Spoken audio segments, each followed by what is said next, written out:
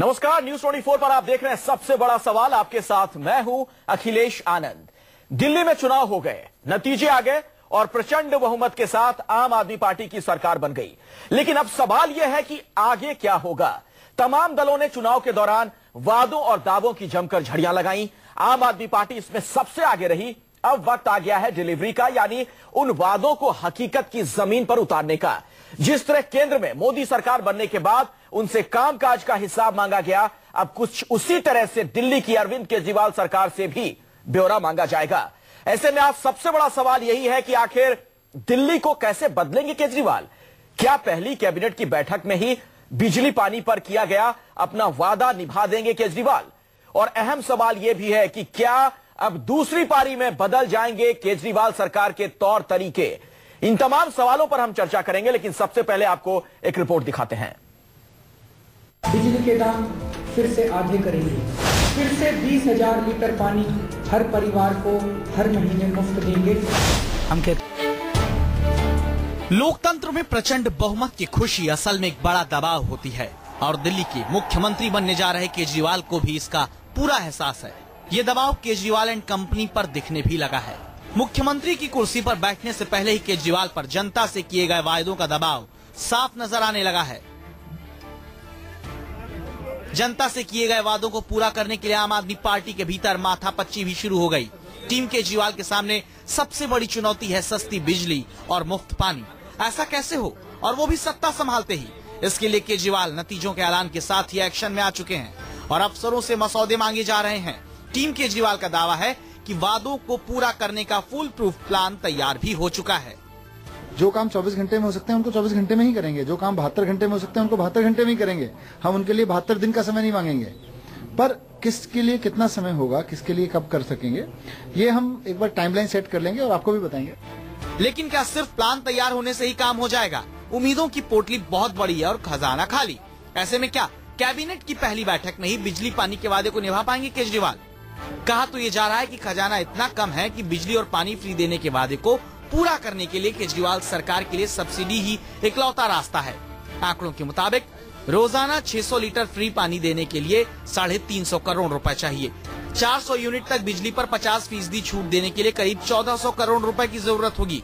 बिजली कंपनियां पहले से ही 10 से 15% बढ़ोतरी की गुहार लगा चुकी हैं। अगर ये बढ़ोतरी हुई तो सालाना खर्च 1600 करोड़ तक पहुंच जाएगा। अगर प्रोमिसेस फुलफिल करते हैं तो रेवेन्यू उसके लिए चाहिए होगी, रिसोर्सेज चाहिए होंगे। कुछ तो चलिए आप एफिशिएंसी ले आएंगे, एडमिनिस्ट्रेशन में ले आएंगे, करप्शन रिमूव कर देंगे, थोड़ी बहुत आपकी टैक्स कलेक्शन आप बढ़ा देंगे, मगर बिना नई सोर्सेज ऑफ रेवेन्यू के आप इसको इतने 1000 करोड़ रुपए एक्स्ट्रा आप अपने बजट में निकालते हैं। यह हालत तो सिर्फ एक वादा पूरा करने की है। ऐसे में फ्री वाईफाई, 15 लाख सीसीटीवी कैमरे और महिला सुरक्षा के वादे को कैसे पूरा करेंगे केजरीवाल? सवाल सिर्फ चुनावी वादों का नहीं, सवाल ये भी है क्या केजरीवाल अपनी दूसरी पारी में कामकाज के तरीकों में भी बदलाव करेंगे जो पिछली बार विवादों की वजह बने थे? क्या केजरीवाल इस बार दिखावे की राजनीति से तौबा करेंगे? धरना प्रदर्शन कम करके काम पर भरोसा ज्यादा करेंगे? क्या केंद्र सरकार के साथ टकराव से बचेंगे? सोमनाथ भारती से जुड़े विवादों की तरह दूसरे मसलों से क्या दूरी बनाकर रखेंगे? नेताओं को विवादों से बचने की नसीहत देंगे क्या? 6 कार, मकान जैसे विवादों का क्या होगा? बड़े बड़े सपने दिखाकर केजरीवाल ने दिल्ली की जनता का दिल तो जीत लिया, लेकिन सबसे बड़ा सवाल तो ये कि केजरीवाल ने अपनी दूसरी पारी में काम काज के तरीकों को नहीं बदला तो क्या दिल्ली को बदल पाएंगे केजरीवाल? Bureau report, news 24। जी हां, चुनावी वादे अपनी जगह होते हैं, लेकिन अब अरविंद केजरीवाल को मौका मिल गया है। दिल्ली की जनता ने उन्हें मौका दिया है कि आप ये करके दिखाएं। बड़ा सवाल यही कि आखिर अब वो कैसे करेंगे। इन तमाम सवालों पर हम चर्चा करेंगे। मेरे साथ भारतीय जनता पार्टी से विजेंद्र गुप्ता जी जुड़ गए हैं, अंजलि राय कांग्रेस की नेता मेरे साथ मौजूद हैं और मेरे साथ दीपक वाजपेयी आम आदमी पार्टी से भी मौजूद हैं। साथ ही उमेश सहगल साहब मेरे साथ मौजूद हैं, फॉर्मर चीफ सेक्रेटरी दिल्ली सरकार में, उनसे भी हम बातचीत करेंगे। आप तमाम लोगों का बहुत बहुत स्वागत है। और पहला सवाल दीपक वाजपेयी जी आपसे ही है, क्योंकि अब आप लोगों को कई सवालों के जवाब देने पड़ेंगे। सवाल पूछने का वक्त चला गया।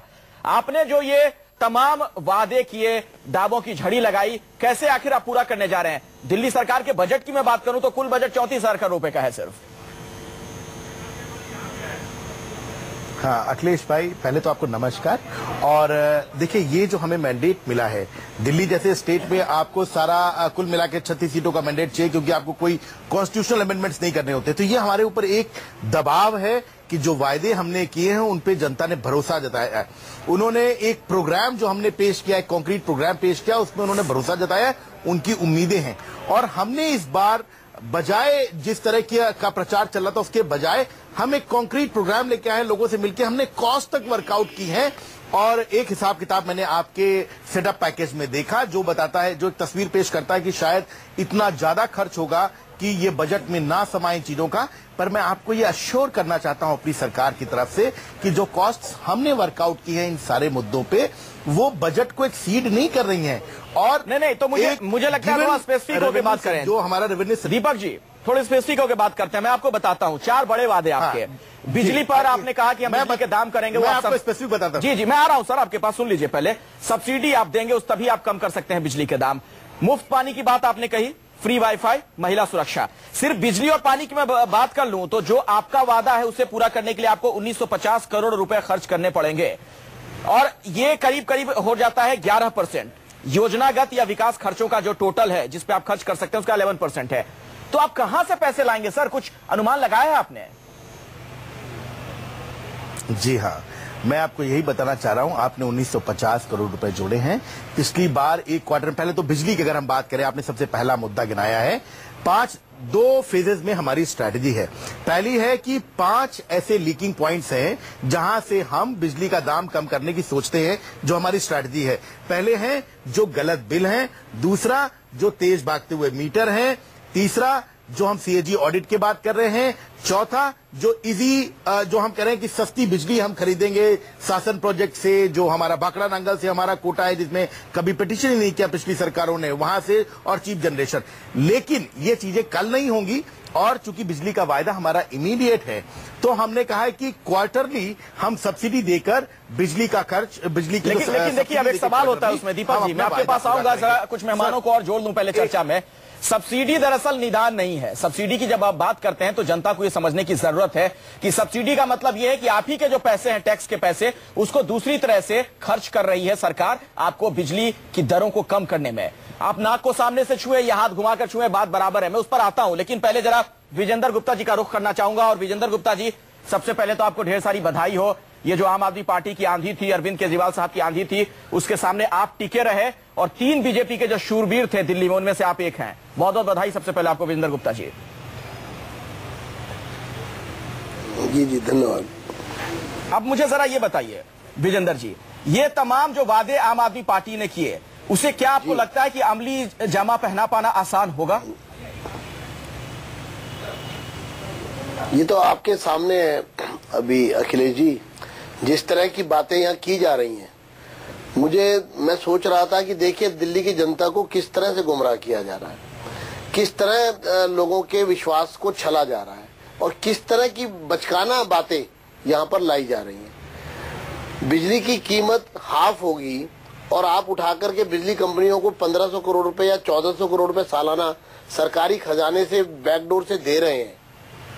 ये कौन सा सॉल्यूशन है बिजली की कीमत कम करने का? मैं अखिलेश जी एक बात जानना चाहता हूँ, दिल्ली इलेक्ट्रिसिटी रेगुलेटरी कमीशन जी, जिसके पास अधिकार है बिजली की कीमत तय करने का, मान लीजिए दिल्ली इलेक्ट्रिसिटी रेगुलेटरी कमीशन इस पूरे मामले पर कोई निर्णय लेती है, तो क्या सरकार उन हालातों में सब्सिडी की रकम को और बढ़ाएगी? क्या होगा उस समय, मैं ये जानना चाहता हूँ। मैं इसका जवाब लूंगा। ये है जी कि ये कुल मिलाकर के जिसको कहते हैं ना कि खोदा पहाड़ निकली चुहिया, और वो भी मरी हुई। अच्छा, लेकिन देखिए विजेंद्र गुप्ता सॉल्यूशन यहाँ पर रखे जा रहे हैं। विजेंद्र गुप्ता जी थोड़ा वक्त तो दीजिएगा ना अरविंद केजरीवाल साहब को। कहीं 5 सवाल आप फिर से तो नहीं पूछने लग जाएंगे? कम करने का, हाँ मैं कह रहा हूँ 5 सवाल डेली फिर से तो नहीं पूछने लग जाएंगे, थोड़ा वक्त तो दीजिएगा केजरीवाल सरकार को। अखिलेश जी देखिए, हाँ मैं बिल्कुल, हम वक्त देने के लिए तैयार हैं। हम पूरा सिर्फ वक्त ही देने के लिए तैयार नहीं है, हम पूरा साथ देने के लिए तैयार हैं। हम उसकी जरूरत भी है, स्पष्ट रूप से कहना चाहते हैं। बिल्कुल बिल्कुल उसकी दरकार है भी, केंद्र में आपकी सरकार है। हमने डेवलपमेंट के एजेंडे पर चुनाव लड़ा है, डेवलपमेंट के एजेंडे पर चुनाव लड़ा था। मोदी जी जब मई 2014 में प्रधानमंत्री बने थे, तब उन्होंने दिल्ली के विकास का एजेंडा तय किया था जी। उस एजेंडे में जहाँ पे झुग्गी वही मकान, ये हमारा संकल्प है। अनधिकृत बस्तियों को नियमित करना, ये हमारा संकल्प है। हम अपेक्षा करेंगे कि ये नई सरकार दिल्ली की हमारे इन कार्यों में हमारा साथ दे। बिल्कुल बिल्कुल, आप दोनों को मिलकर ही काम करना है विजेंद्र गुप्ता जी, और इस पे सबकी नजर रहेगी भी। बिजली हाफ, मैं आऊंगा सर आपके पास, एक मिनट। ये करें जी, हम जी। इनके साथ हैं। ठीक है, अंजलि राय मेरे साथ जुड़ गई हैं, कांग्रेस की नेता भी मेरे साथ मौजूद हैं। अंजलि जी, जो तमाम वादे किए गए थे, चूंकि अभी फिलहाल हम बात कर रहे हैं आम आदमी पार्टी के वादों की बात कर रहे हैं, आपको लगता है कि उसे हकीकत में उतार पाना मुमकिन है, या सिर्फ ये तमाम वादे चुनावी झुंझुनाई साबित होंगे? अंजलि जी। देखिए, मुझे ऐसा लगता है कि ये वादे कैसे पूरे करेंगे, ये जो प्रश्न पूछा जाना था वो चुनाव से पहले पूछा जाना चाहिए था। अब तो ये वोटें बटोर चुके हैं, चाहे वादे झूठे हैं या सच्चे, ये तो वक्त अपने आप बता देगा। लेकिन जैसे ये सब्सिडी देने की बात कर रहे हैं, तो भार तो दिल्ली की जनता पर ही पड़ेगा ना। राजस्व तो उतना सीमित ही है, चाहे ये अगर राजस्व को बढ़ाना है तो और ज्यादा टैक्स लगाएंगे, और नहीं तो अगर ये सब्सिडी देंगे और टैक्स नहीं भी बढ़ाएंगे तो जो डेवलपमेंट पर काम होना था उसको बंद करेंगे। तो मार तो जनता को ही, दिल्ली की जनता को ही सहनी पड़ेगी। मैं इसका जवाब लेता हूं। आज आप पूछ रहे हैं, आपको चुनाव से पहले पूछना चाहिए। ये पूछा जा रहा था मैडम, उस वक्त भी पूछा जा रहा था, तमाम चर्चाएं हुई हैं, लेकिन दिल्ली की जनता को ऐसा लगा, उन्हें भरोसा हुआ, एतबार हुआ आम आदमी पार्टी पर, तभी प्रचंड बहुमत है। 67 सीटें वैसे नहीं मिलती हैं। लेकिन मेरे साथ उमेश सहगल है यहाँ पर। आप देखिए, सपने जी हाँ बोलिए अंजलि जी, अपनी बात पूरी कर लीजिए। सपने इतने अच्छे थे, इतने खूबसूरत सपने दिखाए गए थे कि जो आम जनता है, जो गरीब लोग हैं, वो उन सपनों पर यकीन करना चाहते थे। वो सोच रहे थे कि शायद चलिए ठीक है अंजलि जी, आप लोगों को तो 15 साल का वक्त मिला था कि सपना ना दिखा के काम करके दिखा दें। कहाँ चूक हुई वो सवाल मैं आपसे बाद में पूछूंगा, कई बार वो सवाल भी पूछा जा चुका है। काम बहुत किया। उमेश सहगल मेरे साथ जुड़ गए। दिल्ली सरकार, अगर हमने काम नहीं किया होता, अखिलेश जी, अगर हमने काम नहीं किया होता तो हमें 3 बार लगातार ना चुना जाता। उसके बाद एक बार चुना गया, फिर दोबारा चुना गया, फिर तीसरी बार चुना गया। मैडम 8 सीटों पे आप लोग आए और उसके बाद तो सुपड़ा ही साफ हो गया, जीरो पहुंच गया। देखिए अखिलेश जी, कभी भी डेमोक्रेसी का सबसे बड़ी खूबसूरती ये होती है कि सरकारें बदलती रहती हैं, कहीं पर भी ऐसा नहीं होता कि हमेशा के लिए। अच्छी बात है, आप इसे सकारात्मक तरीके से ले रही हैं कि सरकारें बदलती रहती हैं, लेकिन ऐसा भी ना हो कि सफाया हो जाए, उस तरफ सोचना पड़ेगा। वो भी कांग्रेस जो जमी जमाई पार्टी है, हिंदुस्तान की राजनीति की हम बात करेंगे, सबसे पुरानी पार्टी। मैं आता हूं अंजलि जी, उस पर बाद में बात करेंगे, फिलहाल दिल्ली पे हम कॉन्सेंट्रेट कर रहे हैं। उमेश सहगल मेरे साथ जुड़े हुए हैं, आप दिल्ली सरकार में मुख्य सचिव रहे हैं। उमेश सहगल जी, स्पेसिफिक होकर बात कर लें, पहले बिजली की बात हो रही है। बिजली के जो दर हैं उनको कम करने की जब बात की जाएगी तो कुल मिलाकर उसके लिए जो तस्वीर इस वक्त नजर आ रही है, सब्सिडी का सहारा लेने जा रही है केजरीवाल सरकार। बात तो वही है, घुमा फिराकर जनता के पैसे से ही आप उनको राहत देने की बात करें। बिजली कंपनियों का क्या होना, उन्हें तो वही पैसे पहले जितने मिल रहे थे वो मिलते रहेंगे। नहीं, इन्होंने 2-3 चीजें और भी कही हैं, सिर्फ ये नहीं कहा सब्सिडी। इन्होंने कहा हमारी स्ट्रैटेजी ये है कि हम मीटर्स जो फास्ट चल रहे हैं उनको ठीक करेंगे, जो हमारी बिजली इस समय महंगी खरीदी जा रही है हम भाखड़ा की और शासन की लेंगे, और वगैरह वगैरह। इनकी पूरी स्ट्रैटेजी है। कहते हैं अगर जितना गैप उसके बाद रह जाएगा वो हम फिर सब्सिडी से मेकअप करेंगे। मेरा इनसे एक रिक्वेस्ट है कि ये थोड़ा इस चीज पे जरा ज्यादा मनन करें। जो दिल्ली की बिजली एलोकेट होती है वो स्टेट्स नहीं सिलेक्ट करती कि हम शासन से लेंगे कि हम भाखड़ा से लेंगे, क्योंकि ये तो सबसे सस्ती बिजली है इन 2 जगह पे। वो सेंट्रल इलेक्ट्रिसिटी अथॉरिटी उसको डिसाइड करती है कि किस तरीके से, किस जगह सोर्स से। नहीं, देखिए बड़ी महत्वपूर्ण बात कर रहे हैं उमेश सहगल और समस्या आपने बहुत ही महत्वपूर्ण बात कही। तो मुझे जरा ये बताइए, तो क्या जानबूझकर दिल्ली की जनता को महंगी बिजली देने की कोशिश की जा रही है या दी गई अब तक? नहीं, मैं ये नहीं कहूंगा। मैं ये नहीं कहूंगा। अगर आप यूपी को जो देखेंगे, जो बिजली दी जा रही है उसका दर दिल्ली से भी ज्यादा है, और जो हरियाणा को दी जा रही है उसका भी दर दिल्ली से ज्यादा है। सेंट्रल गवर्नमेंट की हमेशा नजर दिल्ली के ऊपर रही है। हमेशा वो चाहते यही रहे हैं कि जो पैकेज दिल्ली को दिया जाए, क्योंकि कुछ न्यूक्लियर पावर प्लांट्स की बिजली महंगी आ रही है, हाइडल पावर प्लांट्स की बिजली सस्ती आ रही है। तो एक पैकेज बनाते हैं ताकि दिल्ली को अभी भी आम आसपास की स्टेट से बिजली सस्ती दी जा रही है, और उनकी इसमें बहुत बड़ी कंप्लेंट है। देखिए, दिल्ली की एक और प्रॉब्लम भी है। दिल्ली की ये प्रॉब्लम है कि समर की जो डिमांड है, और समर में रात की जो डिमांड है, खासतौर पर रात की और अर्ली मॉर्निंग की, वो बहुत हाई है। ठीक है। वो क्योंकि बहुत हाई है, इसलिए वो जो 2-3 घंटे का गैप है, अगर उसमें आप ये नहीं चाहते हैं कि पावर कट्स हो, तो ये ऑक्शन में जाके उस बिजली को खरीदना पड़ता है। वो जो ऑक्शन है उसके कभी कभी रेट्स बहुत हाई हो जाते हैं। दीपक वाजपेयी जी, कुल मिलाकर चुनौती बहुत बड़ी है और आपको जी दीपक वाजपेयी जी, कुल मिलाकर चुनौती बहुत बड़ी है। और मुझे याद है मनीष सिसोदिया साहब ने कहा था कि 72 घंटे में अगर सरकार बनी तो आप लोगों के पास फुल प्रूफ प्लान है। कब से लागू कर रहे हैं इन चीजों को जो आप कह रहे हैं? जी अखिलेश भाई, बहुत शुक्रिया उमेश जी का, बहुत ही सीनियर ब्यूरोक्रेट रहे हैं। उन्होंने एक बहुत बढ़िया बात उठाई। शासन से हमको दिल्ली का एलोकेटेड कोटा है 450 मेगावाट, 45 मेगावाट यानी केवल 10% दिल्ली उससे ले रही है। 90% बिजली हमसे नहीं मिल रही है। जो सरकार की, केंद्र सरकार की एलोकेटेड जो हमारा कोटा है वो 450 मेगावाट का है, तो हमको 10% बिजली मिल रही है। भाखड़ा नागल में कभी पिटीशन ही नहीं किया दिल्ली सरकार ने, जहां सबसे सस्ती बिजली मिलती है, उसके बजाय जो पावर परचेज की जा रही है। तो हमने आपकी बात सुन ली दीपक जी। मेरा सवाल 72 घंटे को लेकर, 1 मिनट सर, कर रहे हैं आप ये? सर जी सुन लीजिए सर, उमेश भाई, आनंद साहब, 3 लोगों ने, 3 पैनलिस्ट ने 3 बड़े सवाल उठाए हैं। मेरा दायित्व है कि मैं उन सवालों का जवाब दे दूं। पहला तो इनका ये जो सवाल उठाया था इन्होंने, कोटा का हमने स्टडी की है, हम लोग हवा में वायदे करके नहीं आए। मैंने उसी को रिस्पॉन्ड किया। उन्होंने बहुत अच्छा सवाल उठाया।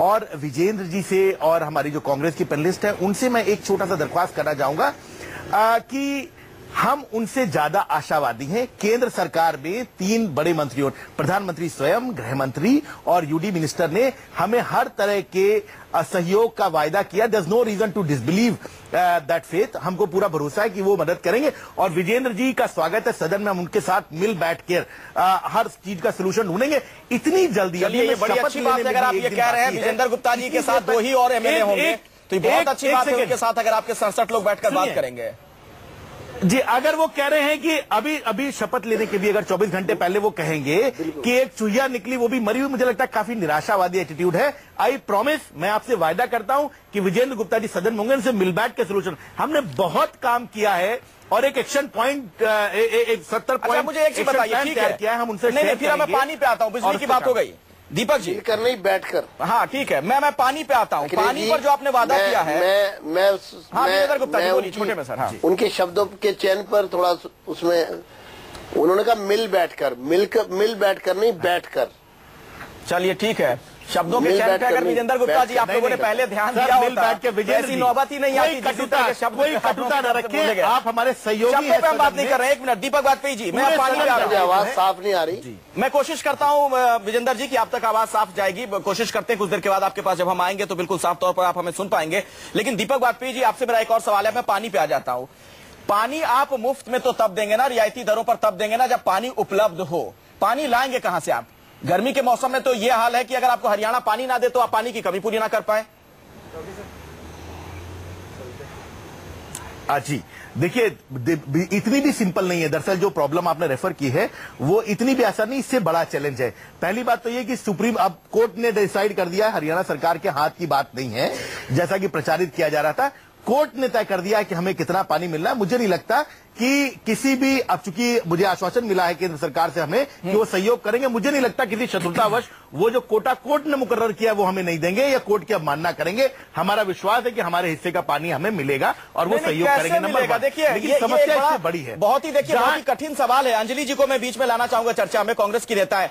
अंजलि जी, हमने देखा जब दिल्ली में भी कांग्रेस की सरकार थी, हरियाणा में कांग्रेस की सरकार थी, तब तो इस तरह के मनमुटाव मतभेद हुआ करते थे। भूपेंद्र हुड्डा कई मौकों पर यह बयान देते थे कि हम इससे ज्यादा पानी दिल्ली को नहीं दे सकते हैं। अब तो सरकारें भी अलग अलग है, कैसे हो पाएगा ये मुमकिन?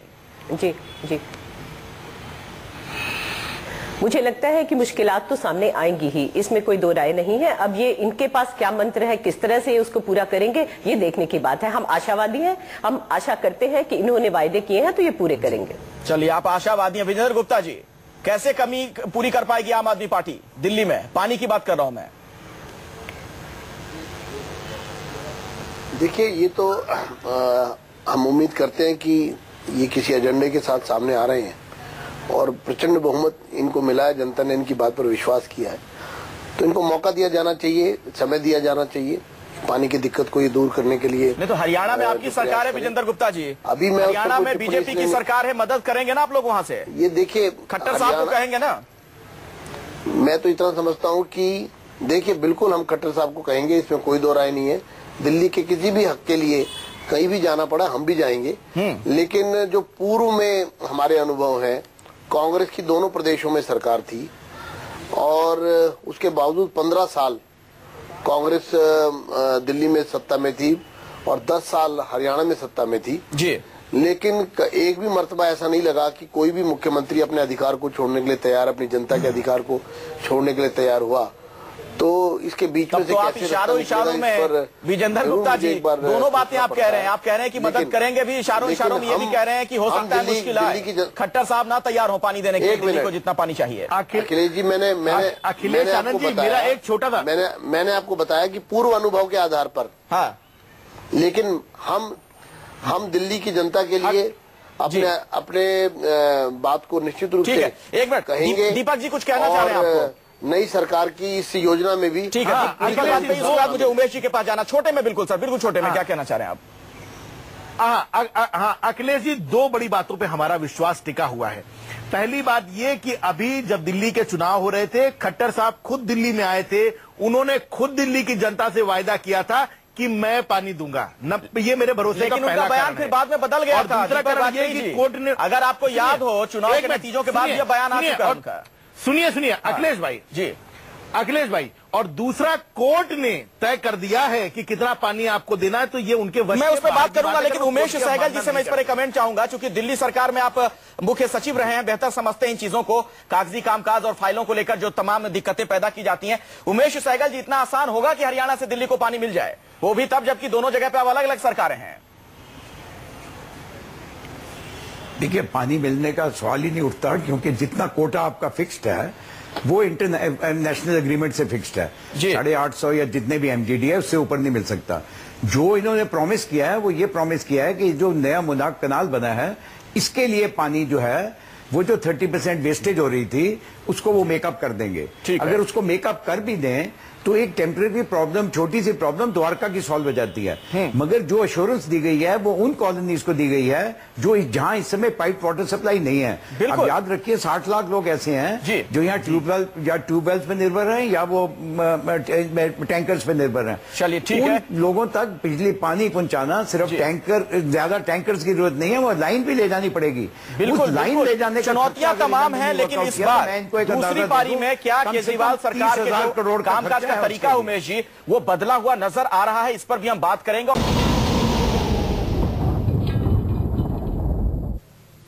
तो सबसे बड़ा सवाल में आज हम चर्चा कर रहे हैं कि आखिर अरविंद केजरीवाल दिल्ली को कैसे बदलेंगे। बीजेपी से विजेंद्र गुप्ता हमारे साथ लगातार जुड़े हुए हैं। और विजेंद्र गुप्ता जी, पहला सवाल आपसे ही है, ये जो दूसरी पारी है केजरीवाल सरकार की, आपको नहीं लगता है कि फिलहाल कम से कम एक सकारात्मक चीज यह है कि सरकार के तौर तरीके, कामकाज का जो तरीका है वो बदला हुआ है? मुख्यमंत्री पद की शपथ अभी नहीं ली है केजरीवाल साहब ने, लेकिन उससे पहले तमाम लोगों से मिलकर आए हैं। नरेंद्र मोदी साहब से मुलाकात हुई, गृह मंत्री से मुलाकात हुई।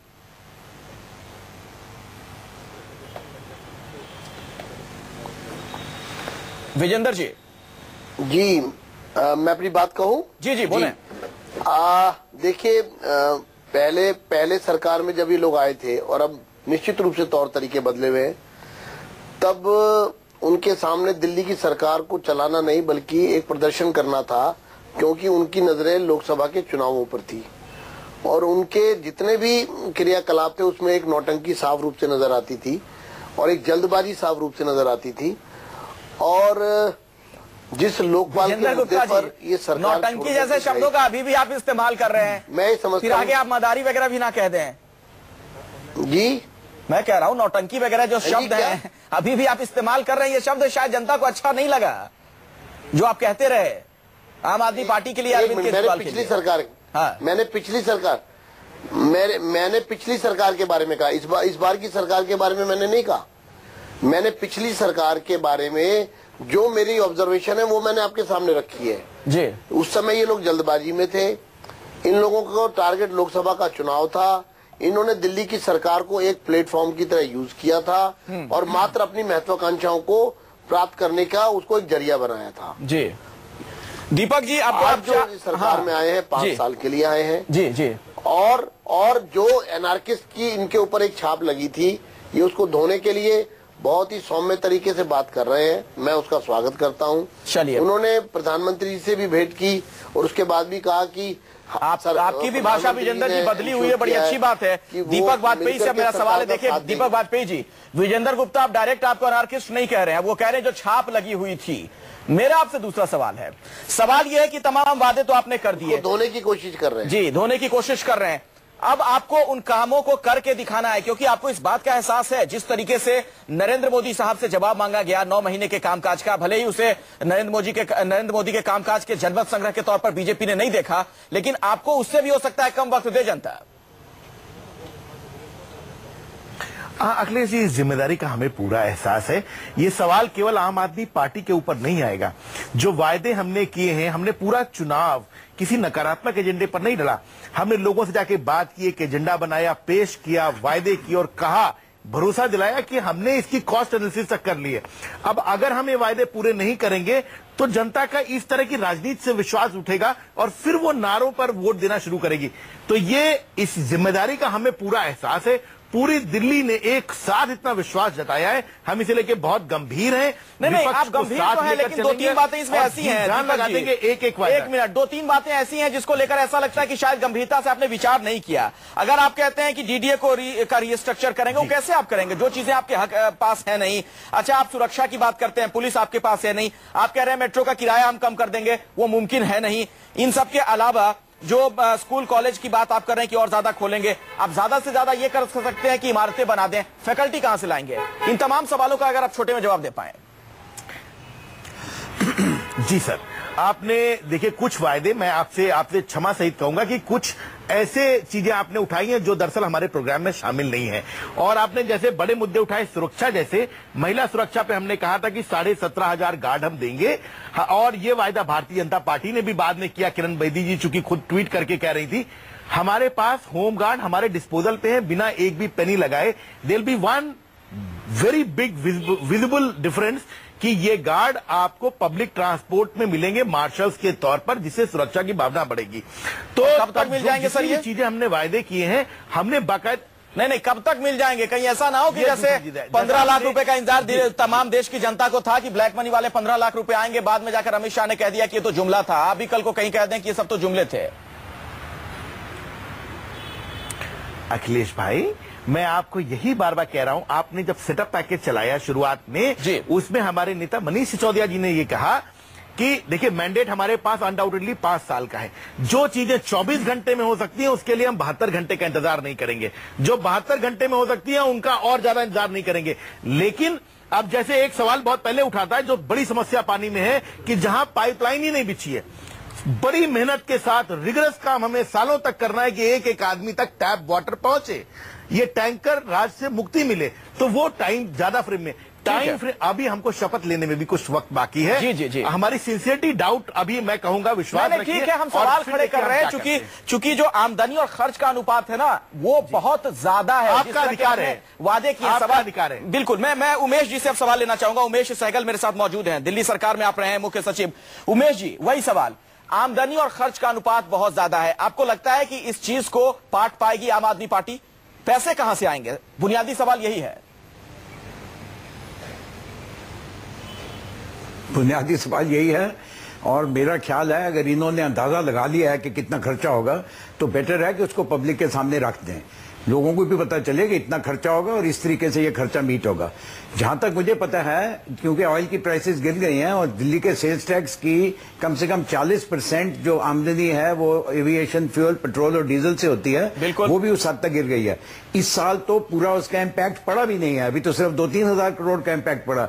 अगले साल पूरा इम्पैक्ट पड़ेगा, वो 5,000 करोड़ वो शॉर्टेज होने जा रही है। उसके अलावा ये होमगार्ड्स की बात कर रहे हैं, चाहे 17,500 होमगार्ड हो या 50,000 होमगार्ड हो, उनको ये इन्होंने कहा हम रेगुलराइज करेंगे।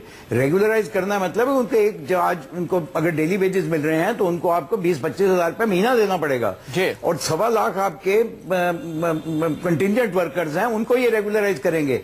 ये सारा खर्चा मैंने जो अंदाजा लगाया है, अगर ये सारे वायदे फेज वे में 5 साल या 10 साल में भी पूरे किए जाएं, अगर 10 साल में पूरे किए जाएं तो आपको कम से कम 7-8 हजार करोड़ रुपया एक्स्ट्रा अपने बजट में हर साल चाहिए, बहुत रेवेन्यू और कैपिटल साइड पे।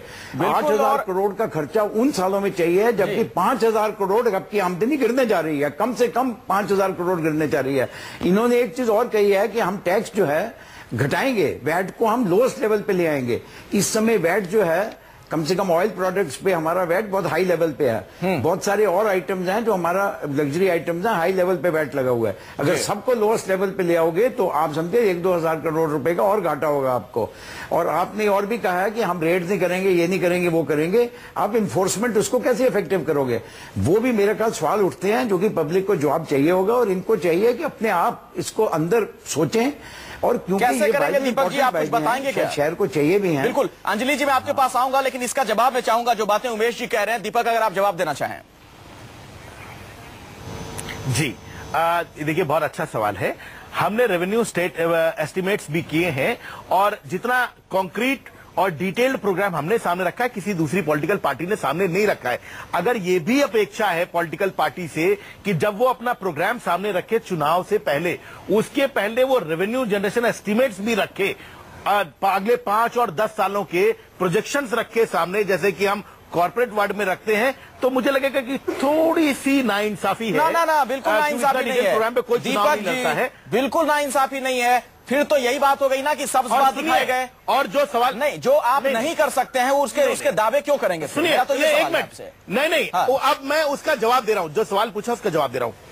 अब आपने मुझसे एक सवाल उठाया, बहुत सीनियर ब्यूरोक्रेट है, उन्होंने कहा कि हमने इन्फोर्समेंट कम कर दिया तो उसके हिसाब से हमारा रेवेन्यू कम होगा। हमने वैट कम कर दिया, उसके हिसाब से हमारा रेवेन्यू कम होगा। ये अगर आप पहली फौरी दृष्टि से देखेंगे आपको ऐसा लगेगा। हमने इसका अनुभव ऐसे किया कि जिस क्वार्टर में हम काम कर रहे थे, करस्पॉन्डिंग क्वार्टर से और पिछले साल के उस क्वार्टर से जब हम कंपैरिजन करते हैं तो हम ये देखते हैं कि बिना उस सो कॉल्ड इन्फोर्समेंट के हमने 3800 करोड़ से 5666 करोड़ रुपए का रेवेन्यू ऐसे स्टीप हाइक दिखाया है बिना उस किस्म के इन्फोर्समेंट के।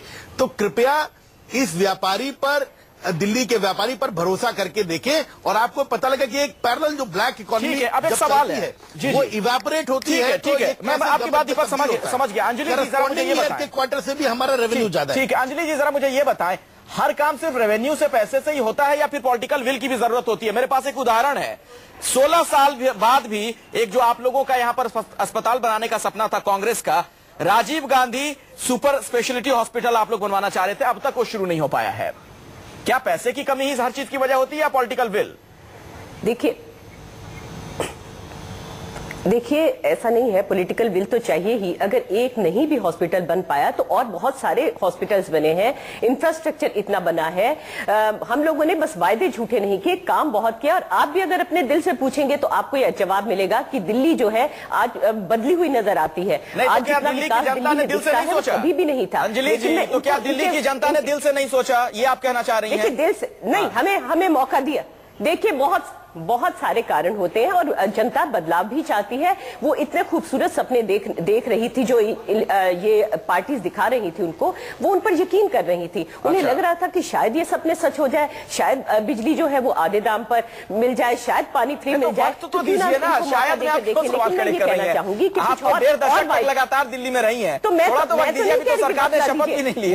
बिल्कुल मैं वक्त देना चाह रही हूँ। आप अखिलेश जी आप वक्त नहीं देना चाह रहे, मैं तो आशावादी हूँ, मैं देना चाह रही हूँ। लेकिन मैं कुछ इनके और भी इसमें मैं और आप नहीं है। दरअसल अब जनता का ये मिजाज हो चला है। बिल्कुल अंजलि जी, अब फौरन एक्शन चाहिए और शायद यही वजह रही कि नरेंद्र मोदी साहब जितनी बातें करते रहे लेकिन 9 महीने का जो उनका शासनकाल था उसको लेकर लोगों ने सोचा है और शायद उन्हें कहीं ना कहीं लगा कि कथनी और करनी में फर्क है और उसका एक नतीजा देखने को मिला है दिल्ली में। जी हां, कल रात तिलक होना है अरविंद केजरीवाल की अगर बात की जाए, लेकिन अब जनता भी तमाम सवाल पूछेगी। तमाम जो वादे किए गए थे उनका क्या हुआ और जनता को अब इंतजार है कि जल्द से जल्द वो वादे पूरे हों। दीपक जी, मेरा आपसे एक सवाल है। दीपक वाजपेयी आम आदमी पार्टी के नेता मेरे साथ मौजूद हैं। तमाम बातें हो रही हैं, बिजली, पानी, अस्पताल, संचार तंत्र की बात हो रही है, परिवहन के साधनों की बात हो रही है, लेकिन मेरा एक सवाल यह है, उस जन लोकपाल का क्या जिसके लिए आप लोगों ने लंबा आंदोलन किया, सड़क पर लड़ाई लड़ी, उसके बाद पार्टी का जन्म हुआ और आज दिल्ली की सत्ता में इस तरह से प्रचंड बहुमत के साथ? आप उस आनंद का अनुभव नहीं कर सकते, जो आनंद, जो उत्साह हमारे मन में है कि आखिरकार जो सपना लेकर हम सड़क पे उतरे थे, एक पॉलिटिकल पार्टी में तब्दील हुए थे, अब वो सपना पूरा होने की दहलीज पर है।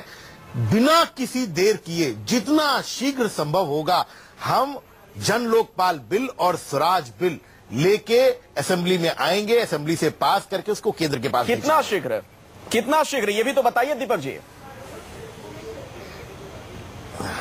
देखिए, आपकी आतुरता है, वो हम लोगों का जो जज्बा और बढ़ाती है। आतुरता के पीछे वजह है, सरकार में कल शपथ ले रहे हैं। आतुरता के पीछे वजह यह है कि पिछली बार 49 दिनों की सरकार छोड़कर जब आप चलते बने थे तो आपने इसी का हवाला दिया था, मुझे जन लोकपाल का ही। जी हाँ, ये हमारा पहला कमिटमेंट है। मनीष जी ने भी बाइट दी आपसे आपके कार्यक्रम में।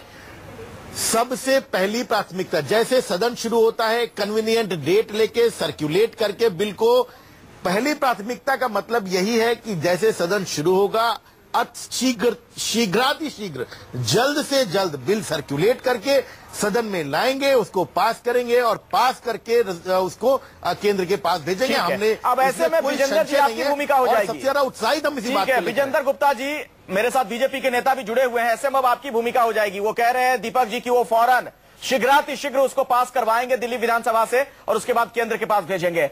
क्या आप लोग 3 एमएलए जो हैं वो मिलकर केंद्र की सरकार पर दबाव बनाएंगे, एक लिंक का काम करें कि वहां से भी पास हो जाए?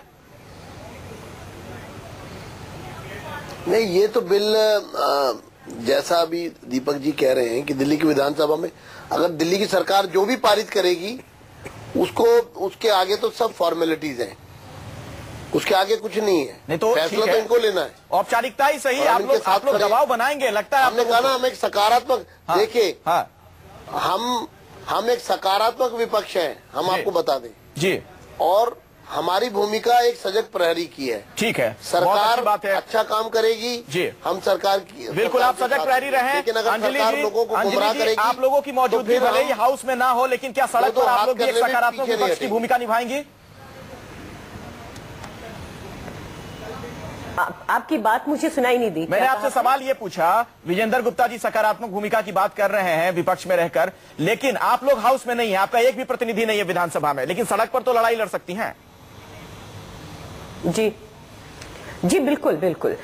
हम इनको शुभकामनाएं देते हैं, जो सपने इन्होंने दिखाए हैं जनता को उन्हें पूरे करें, और कहीं गलत होंगे तो हम भी जैसे विजेंद्र जी कह रहे हैं सजग प्रहरी की तरह सदन में ना सही सदन के बाहर अपनी आवाज को बुलंद करें।